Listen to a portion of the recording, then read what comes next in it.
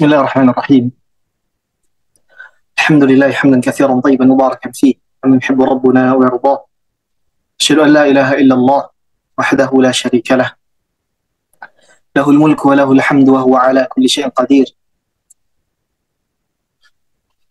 يا حي يا قيوم برحمتك نستغيث، أصلح لنا شأننا كله ولا تكلنا إلى أنفسنا طرفة عين. يا ذا الجلال والإكرام أصلح لنا أجمعين النية والذرية والعمل. اللهم إنا نسألك علما نافعا ورزقا طيبا وعملا متقبلا. اللهم علمنا ما ينفعنا وانفعنا بما علمتنا وزدنا علما. اللهم حبب إلينا الإيمان وزينه في قلوبنا وكره إلي الكفر والفسوق والعصيان يا أرحم الراحمين. اللهم صل وسلم على نبينا محمد وعلى آل محمد كما صليت على إبراهيم وعلى آل إبراهيم إنك حميد مجيد، وبارك على محمد وعلى آل محمد كما باركت على إبراهيم وعلى آل إبراهيم إنك حميد مجيد. Akhwati fi din, saudari-saudari, akhwat yang semoga senantiasa diberikan taufik oleh Allah Subhanahu wa taala. Ibu-ibu yang merupakan orang-orang pilihan Allah Subhanahu wa taala, orang-orang yang diinginkan oleh Allah Subhanahu wa taala kebaikan, sebagaimana dalam sabda Rasulullah sallallahu alaihi wasallam, "Man yuridillahu bihi khairan yufaqihu fid din." Barang siapa Allah Subhanahu wa taala inginkan untuknya kebaikan, maka Allah Subhanahu wa taala mudahkan jalannya untuk menuntut ilmu, untuk memahami syariat-syariat agamanya, syariat Islam. Dan juga Rasulullah sallallahu alaihi wasallam bersabda dan riwayat Muslim, "Khairukum man ta'allama al-Qur'an wa 'allamah." Sebaik-baik kalian adalah mereka-mereka yang mengajarkan Al-Qur'an, pelajari Qur'an kemudian mengajarkannya. Dan antuna berada di dua kabar gembira ini. Antuna sekarang berada di dua keistimewaan ini. Maka mintalah senantiasa keikhlasan oleh Allah. Mintalah senantiasa ketulusan dalam belajar kepada Allah Subhanahu wa taala, agar kiranya semua keistimewaan yang sudah disiapkan benar-benar bisa kita dapatkan, menjadi sebaik-baik manusia, kemudian menjadi orang-orang atau kelompok orang-orang yang diinginkan oleh Allah Subhanahu wa taala kebaikan. Sehingga dengan kebaikan ini Allah Subhanahu wa taala mudahkan jalan kita untuk mendekat kepadanya, merasa takut kepadanya. Kemudian dengan rahmat Allah Subhanahu wa taala, dengan sebab rahmat Allah Subhanahu wa taala beralaskan dengan amal-amal yang kita perbuat di dunia ini, Allah Subhanahu wa taala kemudian masukkan kita ke dalam surga yang merupakan impian setiap orang-orang yang beriman. Surga yang tidak mungkin diceritakan dalam literasi-literasi, surga yang tidak mungkin dikhayalkan oleh penulis fiksi seulung apapun. Rasulullah Shallallahu Alaihi Wasallam mengatakan tentang surga ini bahwa sifat surga ini mala ain ra'at, wala udhunun sami'at, wala khatara ala qalbi bashar. Surga yang tak pernah terdengar keindahannya di telinga, tidak pernah terpikir di kepala, dan tidak pernah pula terlihat di hadapan mata. Sebuah keindahan yang akan melupakan segala bentuk keresahan dan kesusahan seorang hamba di dunia. Dan ini merupakan tujuan besar kita ketika kita belajar, ketika kita duduk di majelis-majelis ilmu, ketika kita berhadapan dengan kitab-kitab para ulama, mempelajari syariat-syariat Islam ini, mempelajari cara bermuamalah dengan ilmu dan ulama, terutama dengan Al-Quran dan kalam Allah. Tujuannya hanya satu, untuk mendekatkan diri kepada Allah Subhanahu wa taala. Kemudian dengan kedekatan itu kita mendapatkan hadiah surga dari Allah Subhanahu wa ta'ala, tentu saja atas rahmatnya. Akhwati fid din, ummahat yang semoga senantiasa rahmat Allah Subhanahu wa ta'ala. Kaifa halkunna? Gimana kabar ibu-ibu sekalian?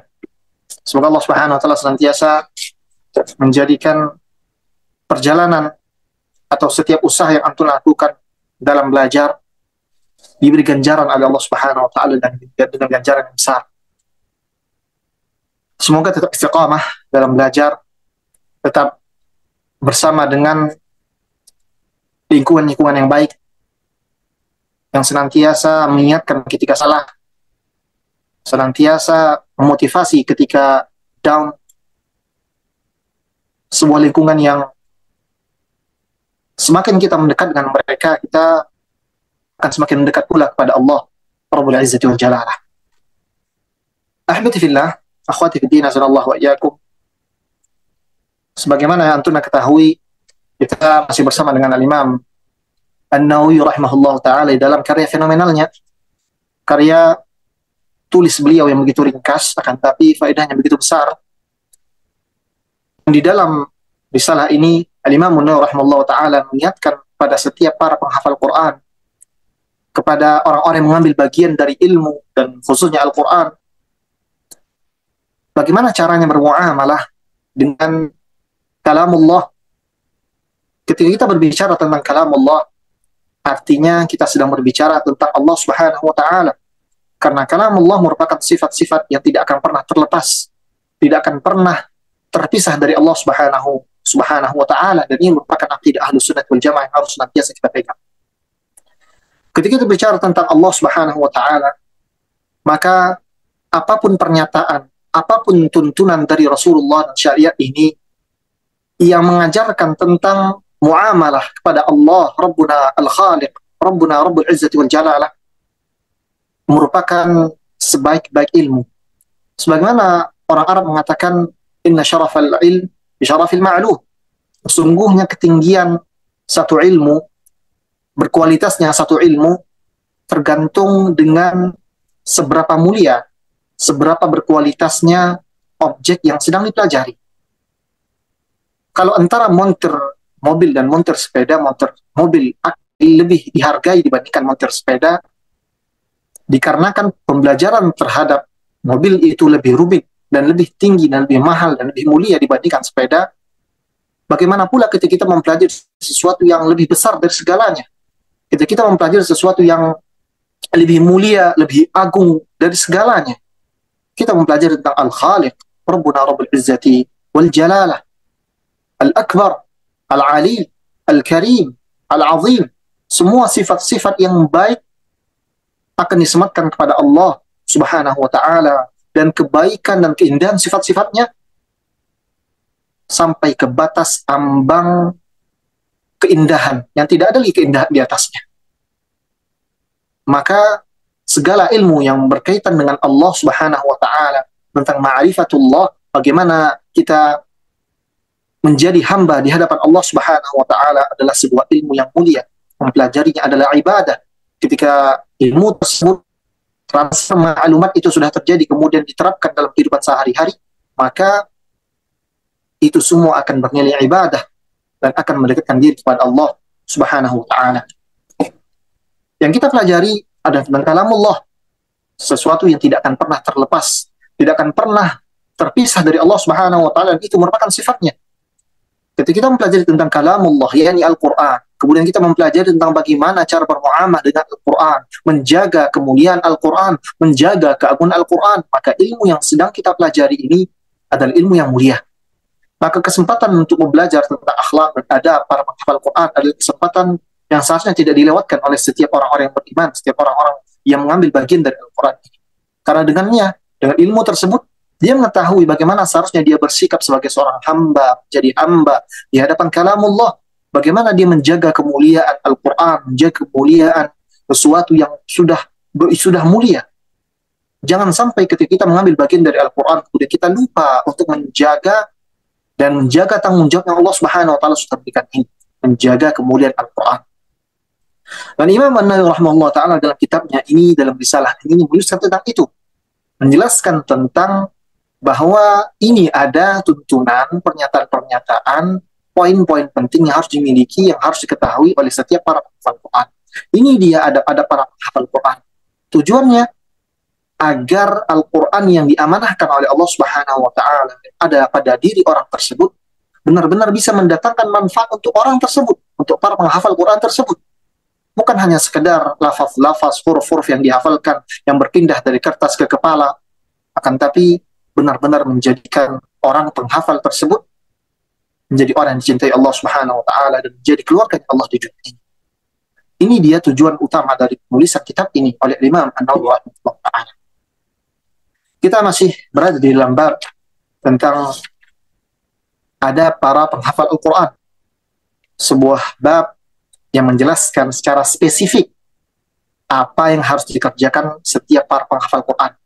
Dan kita semua sudah menyamakan persepsi pula bahwa ada para penghafal Quran ini tidak hanya untuk mereka-mereka yang memiliki hafalan 1 juz, 2 juz, ataupun 30 juz. Akan tapi mereka ini umum untuk setiap orang yang mengambil bagian dari Al-Quran. Entah itu menjadi orang-orang ya pengajarnya, walaupun tidak punya hafalan, ataupun orang-orang yang belajar, baik itu tahsin, tajwidnya, mulai menghafal Quran, tentang tafsirnya, tentang makna-maknanya, semuanya termasuk dalam kalimat hafizul Quran. Adab para penghafal Quran ini bertuju untuk itu semua. Dan amtunillah termasuk di dalam orang ini. Dan fasal yang sedang kita bahas ini, atau bab yang sedang kita bahas ini adalah bab yang menjadikan para penghafal Quran ini berbeda dibandingkan orang-orang yang lainnya. Kalau pembahasan yang sebelumnya umum untuk sekalian para penuntut ilmu, maka bab ini Al-Imam An-Nawawi rahimahullah ta'ala menjelaskan bahwa ini adalah kekhususan, keistimewaan yang harus dilakukan oleh setiap para penghafal Quran. Kita sampai pada pembahasan tentang bagaimana para salaf ya, membiasakan diri membaca Al-Quran. Bagaimana mereka memiliki wirid-wirid harian, batas-batas bacaan harian. Bagaimana pula kedekatan mereka dengan Al-Quran. Bahkan sebagian di antara mereka ada yang menghatamkan Al-Quran, menyelesaikan Al-Quran dalam 1 hari sebanyak 8 kali. Ini menunjukkan kepada kita bahwa sebegitu dekatnya para salafun as-salih dengan Al-Quran. Dan kita sebagai khalaf, sebagai orang-orang yang datang belakang, kemudian mengklaim diri kita sebagai para pengikut salaf, sebagai orang-orang yang mengikuti salaf, sebagai orang-orang yang bermanhaj salaf, mengikuti akidah ahlu sunnati wal jamaah, sudah sepatutnya kita mengikuti cara hidup mereka pula. Bukan hanya tentang akidah saja, bukan hanya tentang bahasan-bahasan hukum-hukum syariat saja dalam hal-hal amal-amal keseharian, tapi pada akhlak, kemudian adab kita kepada Khaliquna Rabbuna Rabbul Izzati wal Jalalah jugalah harus kita mengikuti petunjuk yang salaf ajarkan. Setelah kita mengetahui bagaimana kata-kata para salaf, Al-Imam An-Nawawi rahimahullah ta'ala berpindah pada bab fil muhafazati ala qiraati bil-lail, tentang bagaimana keharusan seorang para penghafal Quran ini untuk menjaga kebiasaan baca Al-Quran di malam hari. Mengapa demikian? Mengapa dipilih malam hari untuk dikhususkan? Kita akan dapati pada bab ini, yaitu bab bagaimana bacaan Al-Quran di malam hari akan memberikan kesan terbaik untuk setiap para pembacanya. Al-Imam An-Nawawi rahimahullah ta'ala mengatakan faslun fil muhafazati ala al-qira'ati bil-lail. Penjaga atau membiasakan ya, mendawamkan baca Al-Quran di malam hari. Beliau mengatakan, yanbaghi an yakuna i'tina'uhu bi qira'ati al-Qur'an fil laili akthar. Hendaknya setiap para penghafal Quran, ingat kita sekarang sedang berada di bab adab para penghafal Quran. Artinya ketika kita di awal setiap bab, Al-Imam An-Nawawi rahimahullah ta'ala mengatakan hendaknya setiap para penghafal Quran, artinya ini poin selanjutnya yang harus dikerjakan oleh setiap para penghafal Quran. Apa kata beliau? Hendaknya setiap para penghafal Quran melebihkan perhatiannya, melebihkan waktunya untuk membaca Al-Quran di malam hari. Sebagaimana firman Allah Subhanahu wa taala, "Min ahli kitab ummatun qa'imatun yatluna ayatillahi ana al-lail wa hum yasjudun. Yu'minuna billahi wal yawmil akhir wa ya'muruna bil ma'ruf wa yanhauna 'anil munkar wa yusari'una fil khairat wa ulaika minas salihin." Allah Subhanahu wa taala menceritakan tentang bagaimana keadaan orang-orang saleh. Sebelum di ujung ayat, Allah Subhanahu wa taala mengatakan mereka adalah orang-orang saleh. Siapa mereka orang-orang saleh tersebut? Sebelum kalimat tadi, Allah Subhanahu wa taala menyebutkan beberapa sifatnya. Yang pertama, Allah Subhanahu wa taala menjelaskan ahli kitab ummatun, di antara ahli kitab ini siapapun umum bentuknya. Ummatun qa'imatun, ada sekelompok orang qa'imatun yang tegak berdiri, yatluna ayatillah, mereka membaca Al-Qur'an ana al-lail, sepanjang malam. Wa hum yasjudun, dan mereka juga bersujud. Artinya apa? Mereka menghidupkan malam-malam mereka dengan bacaan-bacaan Al-Qur'an di dalam salat.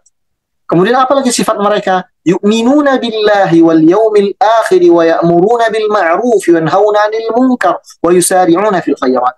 Mereka ini adalah orang-orang yang beriman kepada Allah. Orang salih tadi, selain mereka menghidupkan malam-malamnya, mereka juga beriman kepada Allah, kepada hari akhir, senantiasa amar ma'ruf dan nahi munkar. Kemudian mereka bersegera untuk melakukan kebajikan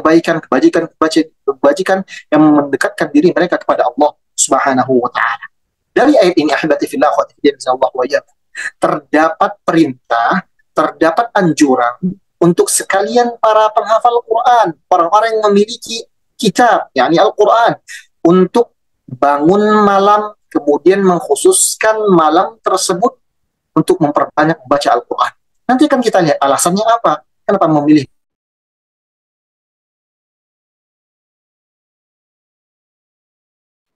Rasulullah SAW Sahih Muslim menjelaskan, mengatakan, ni'mar rajulu Abdullah law kana yusalli minal lail.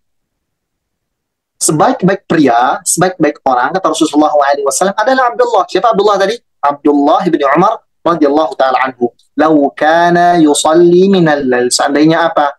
Ya. Kapan Abdullah bin Umar ini menjadi sebaik-baik pria? Kalau dia menghidupkan malam dengan salat.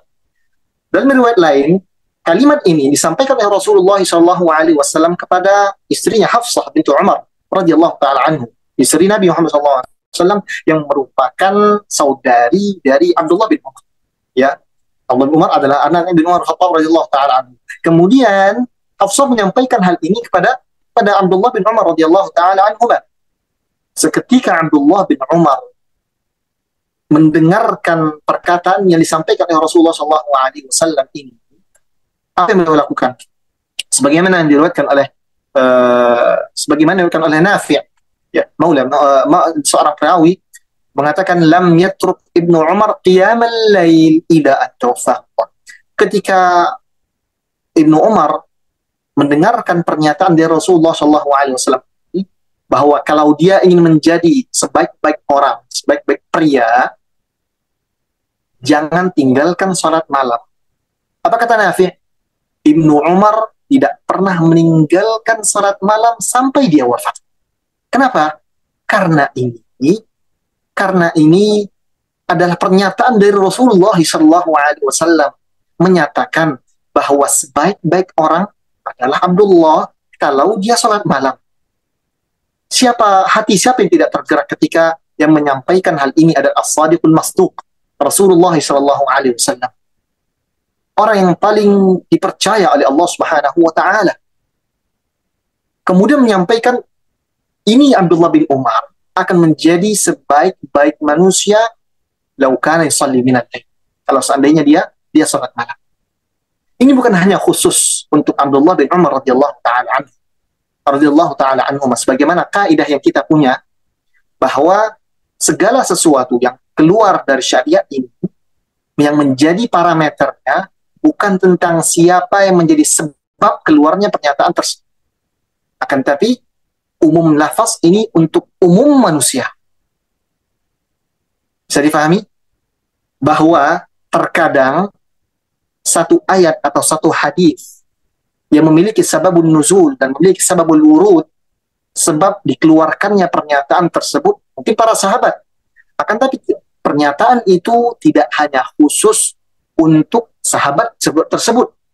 Artinya ketika Rasulullah SAW mengatakan ni'mar rajulu Abdullah law kana yusalli minal lail, sebaik-baik orang, sebaik-baik pria adalah Abdullah bin Umar, seandainya dia tidak meninggalkan, seandainya dia sholat malam. Bukan hanya untuk Abdullah bin Umar, dia umum untuk kita. Untuk kita semua, umat manusia, umat Nabi Muhammad SAW. Kalau ingin menjadi sebaik-baik manusia, bangun malam. Hidupkan malam. Salat. Qiyamul lail. Baca Al-Quran.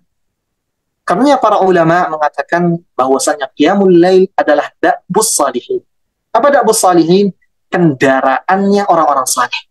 Kendaraan itu, teman-teman, akhwat fiddin, mahat fillah, kendaraan itu adalah sesuatu yang kita gunakan untuk kita sampai pada tujuan kita. Kita punya motor, kita ingin pergi ke masjid, kita menggunakan motor sampai ke masjid.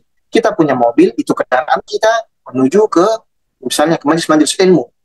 Kendaraan adalah sesuatu yang kita gunakan untuk kita sampai menuju tujuan kita. Apa kata para ulama tadi? Qiyamul lail da'bus salihin. Qiyamul lail, salat malam itu adalah kendaraannya orang-orang saleh. Artinya apa?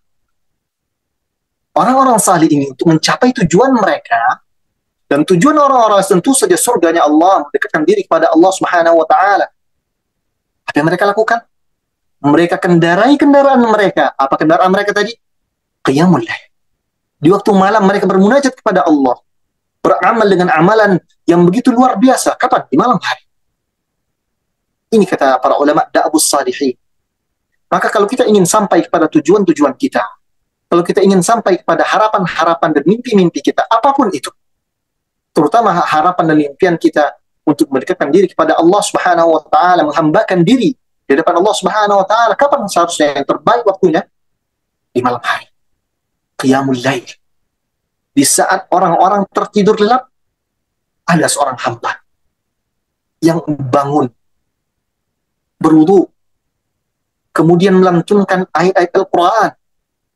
Dia ruku dan sujud di tengah malam yang begitu hening, yang begitu syahdu. Tidak ada yang melihat. Yang melihat hanyalah Rabbnya. Rabbul Izzati wal Jalalah. Rabb yang turun di sepertiga malam terakhir. Kalau sudah begini keadaannya, mustahil rasanya tujuan dan impian-impian orang ini tadi, hamba jadi tidak akan tercapai. Maka ini yang dipergunakan oleh orang saleh tadi. Orang saleh ini menggunakan kendaraan qiyamul lail untuk sampai kepada Allah, untuk menuju kepada Allah Subhanahu wa taala. Terlebih lagi untuk kita yang mengambil bagian dari Al-Quran. Allah Subhanahu wa taala menurunkan kalamullah untuk dibaca, bukan hanya di siang hari, untuk dibaca pula di malam hari. Ini disampaikan oleh Rasulullah SAW. Sebaik-baik pria, sebaik-baik orang adalah Abdullah bin Umar. Kapan? Kalau dia salat. Wa fil hadits al-akhar, di hadits lainnya masih di sahih Imam Al-Bukhari dan Muslim, Rasulullah SAW menyatakan, ya Abdullah, wahai Abdullah. Kalau tadi ceritanya, pernyataan itu disampaikan oleh saudarinya Hafsah kepada Abdullah bin Umar. Di riwayat ini, langsung Rasulullah SAW mengatakan kepada Abdullah bin Umar, ya Abdullah, la takun mithla fulan. Wahai Abdullah, jangan jadi kayak si fulan. Kenapa si fulan ini ya Rasulullah? Kana yaqumul laila thumma tarakah. Dulu si fulan, dia menghidupkan malam, salat malam, baca Quran di malam hari, kemudian dia tinggal. Jangan jadi seperti itu. Jangan menjadi bangkai semalaman yang tidur kemudian ketika pagi hari baru bangun. Tidak ada mengambil bagian dari malam hari untuk beribadah kepada Allah Subhanahu wa taala. Jangan jadi seperti orang ini. Kenapa? Karena orang ini sudah meninggalkan keutamaan-keutamaan yang besar, meninggalkan tempat-tempat terbaik untuk memunajatkan cinta, memunajatkan doa di hadapan Allah Rabb semesta alam. La takun mithla fulan, kata Rasulullah SAW. Jangan jadi kayak si fulan, ya Abdullah. Jangan tiru fulan. Karena dia dulu sholat malam, sering qiyamul lail, kemudian dia tidak. Ini, ahibati fillah, akhwati fiddin, sentilan untuk kita sebenarnya. Ini merupakan pukulan telak untuk kita hari ini. Di antara kita ada yang mungkin bertahun-tahun hidup dengan sholat malam, di saat kehidupannya susah, di saat benar-benar mengharapkan pertolongan Allah Subhanahu wa Ta'ala, dia rajin salat tahajud, qiyamul lail, baca Quran di malam hari. Akan tapi sekarang, kemana salat malam itu? Kemana tangis yang selama itu dia kerjakan? Kemana? Ketika sudah dibukakan kemudahan oleh Allah, tidak ada lagi 3 rakaat witir. Jangan ketiga rakaat, 1 rakaat witir pun tidak ada. La takun mithla fulan, kata Rasulullah. Jangan jadi kain si fulan. Karena yaqumul lail thumma taraka. Dahulu dia menghidupkan malam, kemudian dia tinggalkan. Jangan jadi seperti fulan. Kemudian At-Tabrani meriwayatkan, dan juga selain Tabrani dari Sa'd bin Sa'ad radhiyallahu taala anhu, Rasulullah sallallahu alaihi wasallam mengatakan, dengarkan ini, wahai anda-anda yang mencari kemuliaan, yang mencari kekaguman dari Allah Subhanahu wa taala. Rasulullah sallallahu alaihi wasallam mengatakan, syaraful mu'min qiyamul lail. Kemuliaan, harga diri, value seorang mukmin kapan?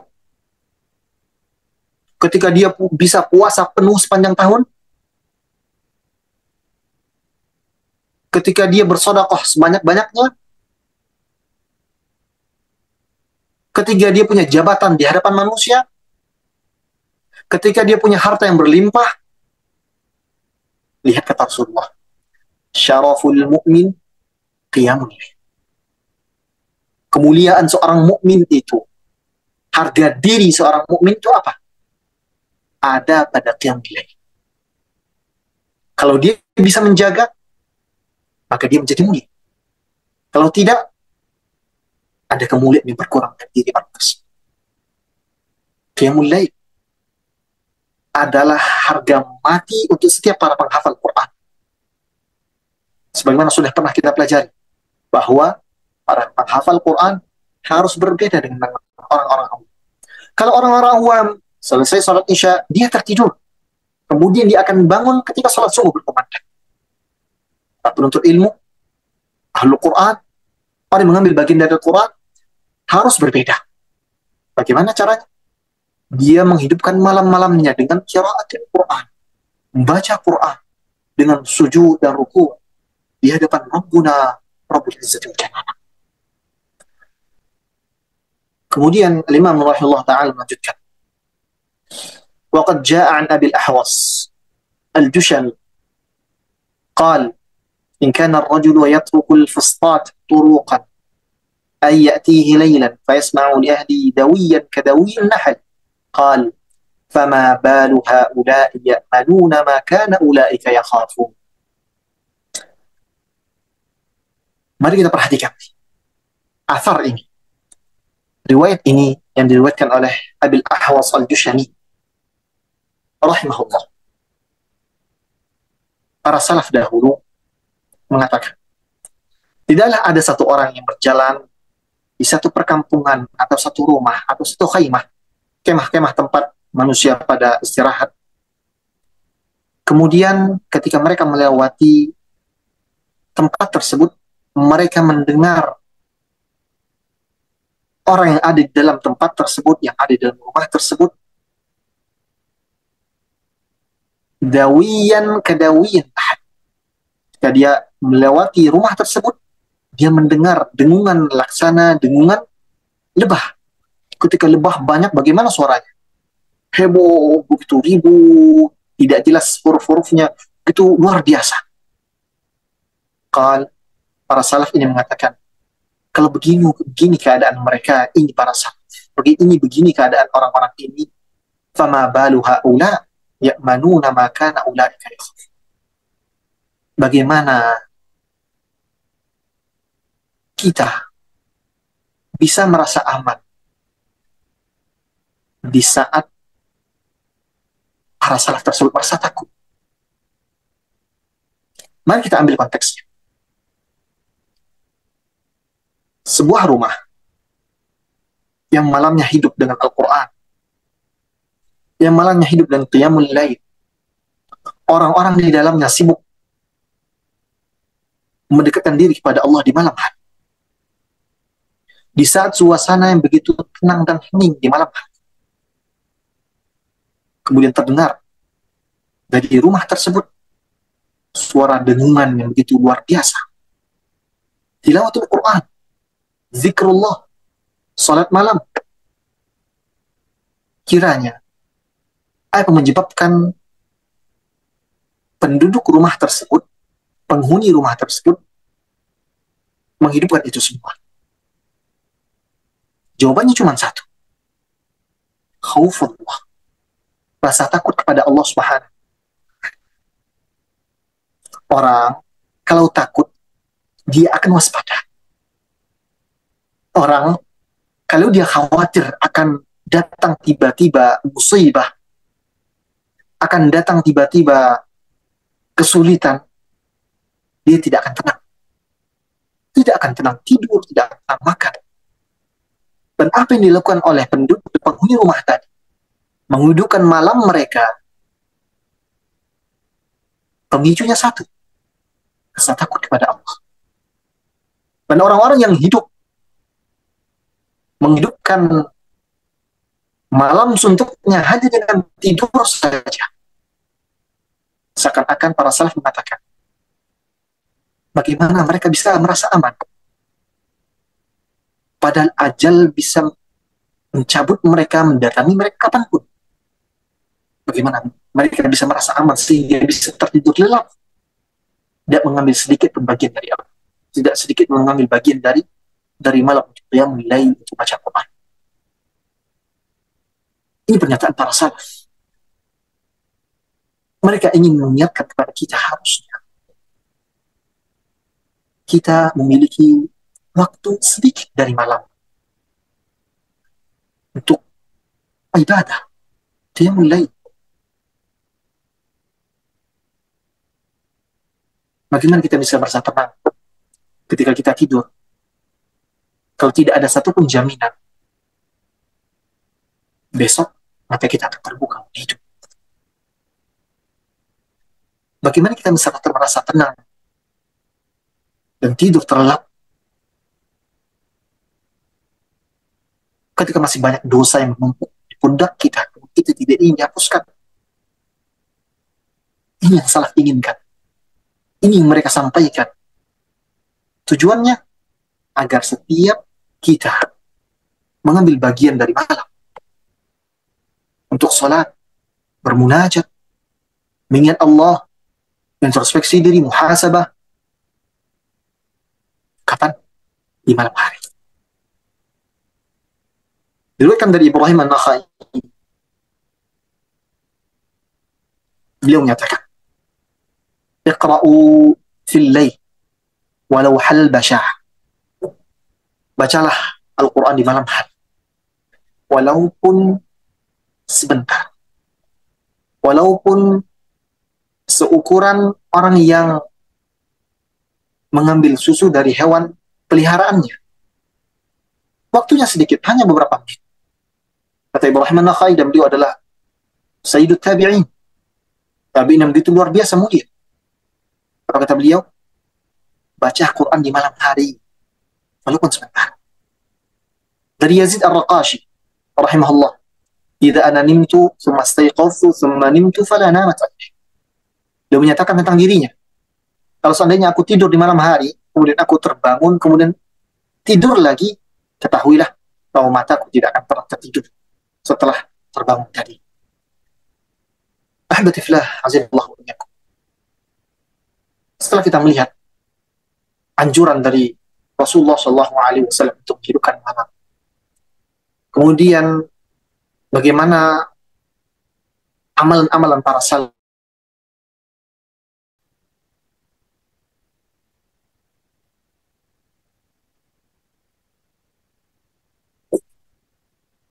setelah kita mendengar dan membaca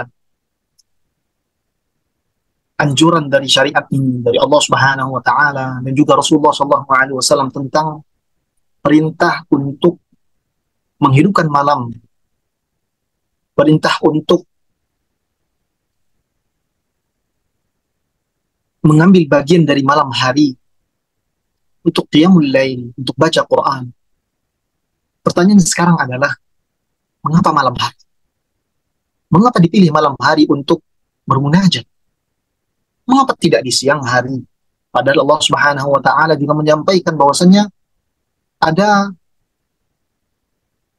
kelebihan ketika membaca Quran, bermunajat, doa di siang hari. Imam An-Nawawi rahimahullah taala menyampaikan jawabannya. Belum menyampaikan. Qultu wa innama rujjihat salatul lail wa qira'atihi li kaunihi ajma'a lil qalb. Catat ini baik-baik. Mengapa malam hari ini akan memberikan kesan yang lebih sehingga menjadi pilihan untuk orang-orang saleh bermunajat, bangun, baca Quran. Wa innama rujjihat salatul lail wa qira'atihi likaunihi ajma'a lil qalb. Yang pertama, dikarenakan di malam hari hati akan lebih fokus. Wa ab'ada 'ani syaghilat wal mulhiyat. Akan jauh dari segala macam hiruk-pikuk di malam hari. Di saat orang-orang tertidur, kemudian kita bangun. Para penghafal Quran ini bangun, maka hati akan fokus. Tidak memikirkan hal-hal yang lainnya. Jauh dari segala hiruk-pikuk dan pikiran-pikiran yang lain.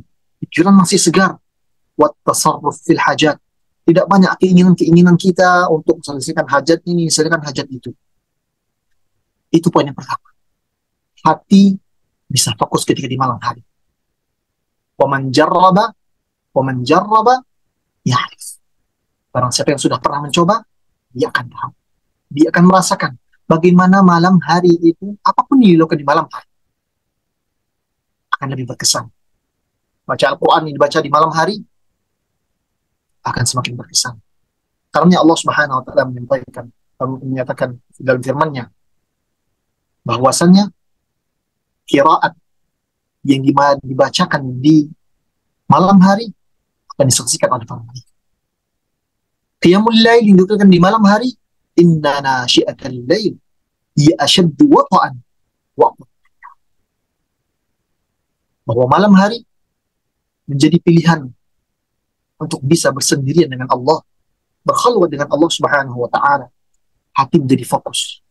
Poin yang kedua, wa aswana 'anir riya'i wa ghairihi.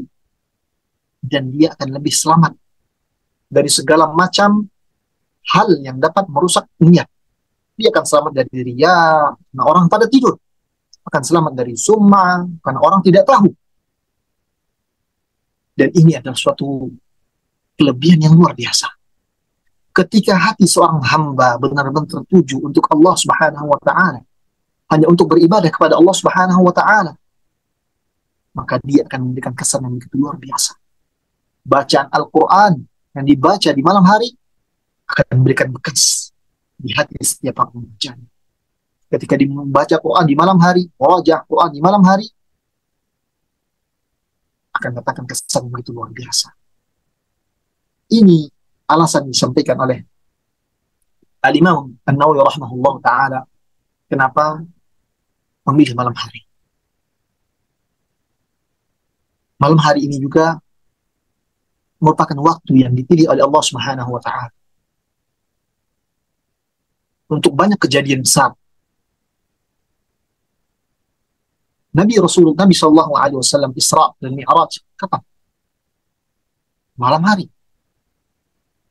Di saat orang pada tertidur, Nabi diperjalankan dari Masjidil Haram ke Masjidil Aqsa, kemudian naik ke Sidratul Muntaha, menerima perintah dari Allah Subhanahu wa taala.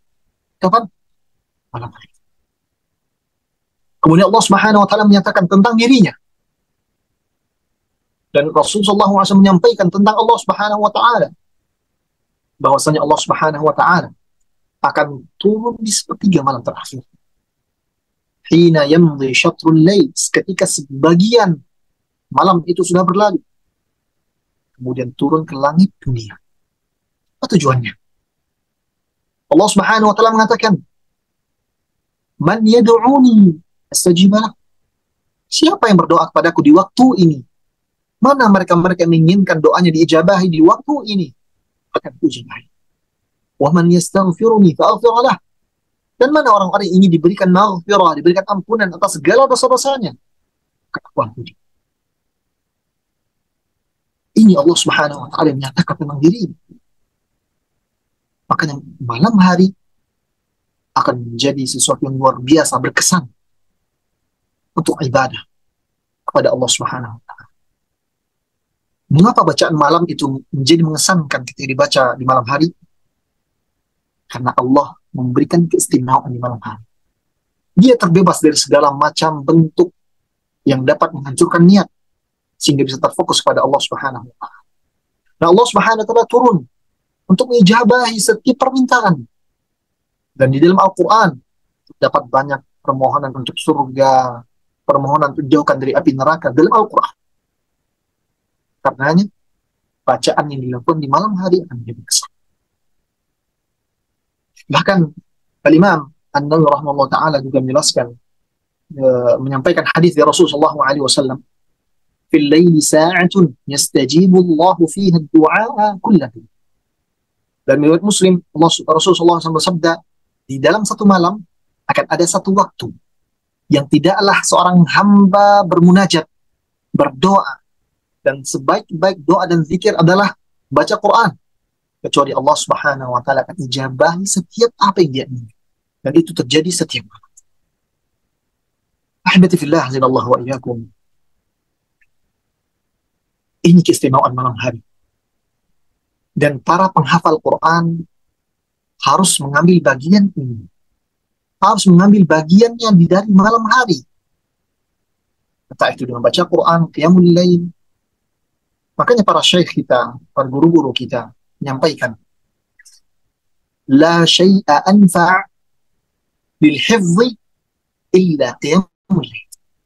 Tidak ada sesuatu pun yang memberikan dampak terbesar dan terhebat untuk hafalan seorang penghafal Quran kecuali qiyamul lail.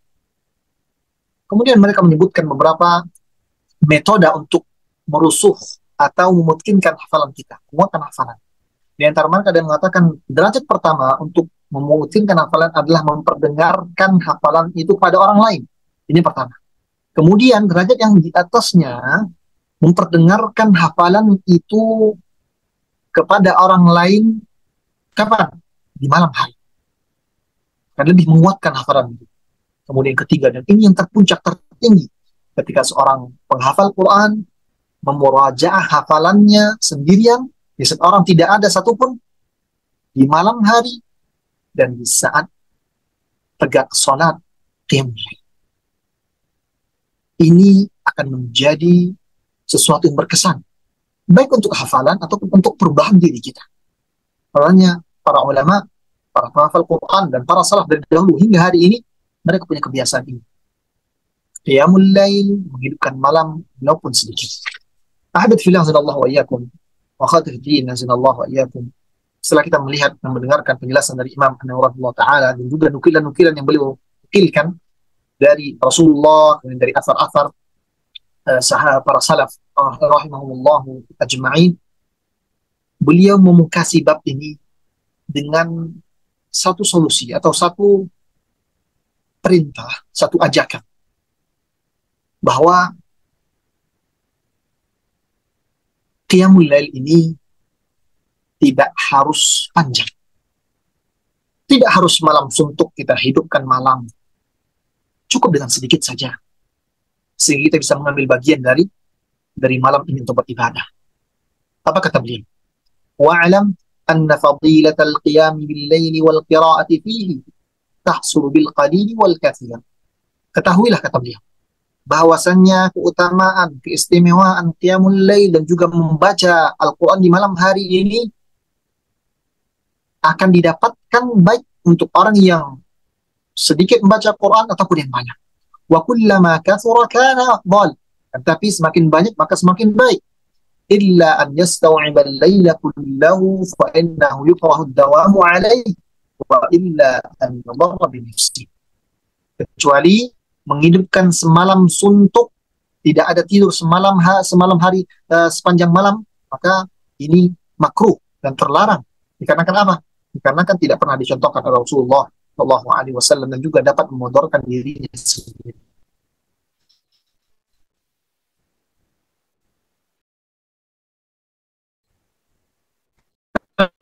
Sebuah hadis ketika ibadahnya Nabi Muhammad SAW, salah satu dari mereka mengatakan, saya tidak akan la'aquman lail walam anam.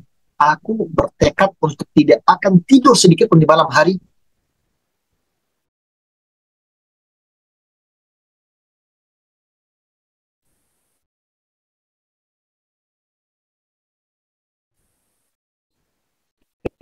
akan terus qiyamul lail.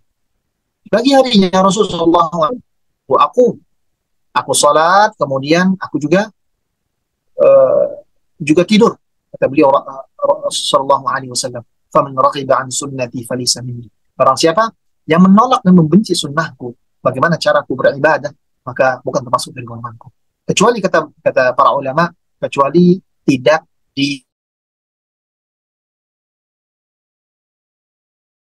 didawamkan setiap hari. Tidak setiap waktu tertentu, misalnya di bulan Ramadan dia menghidupkan malam semalam suntuk tidak ada tidur, maka itu tidaklah mengapa.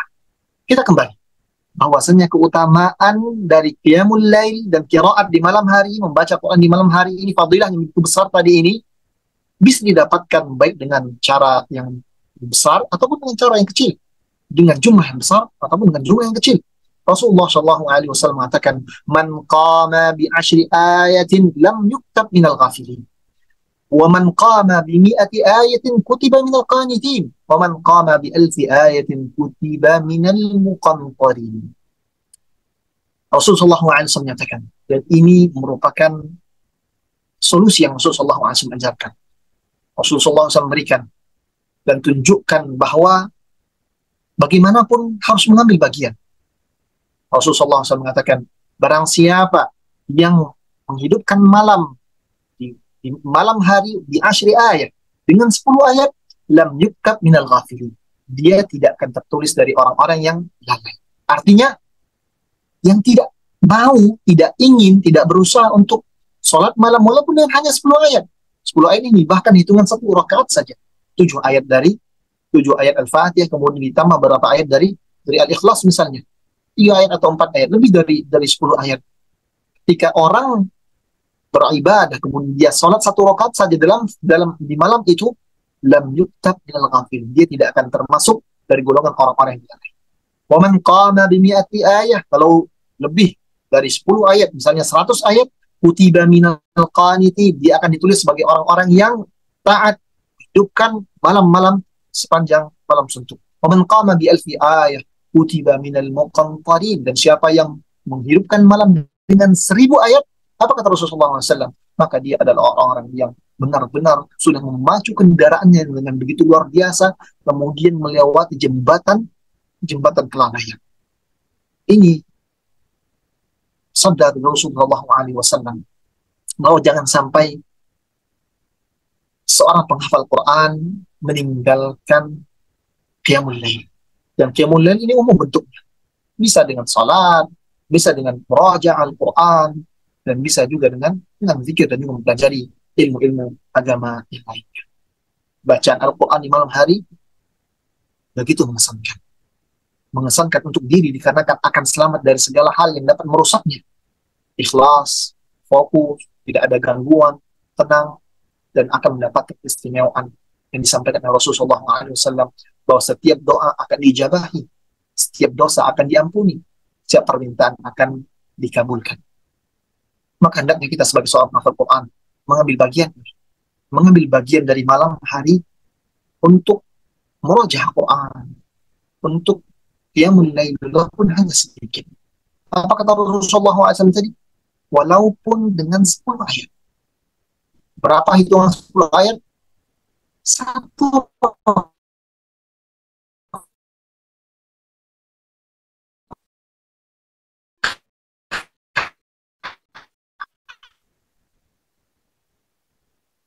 Satu yang melalaikan mengetahui bagaimana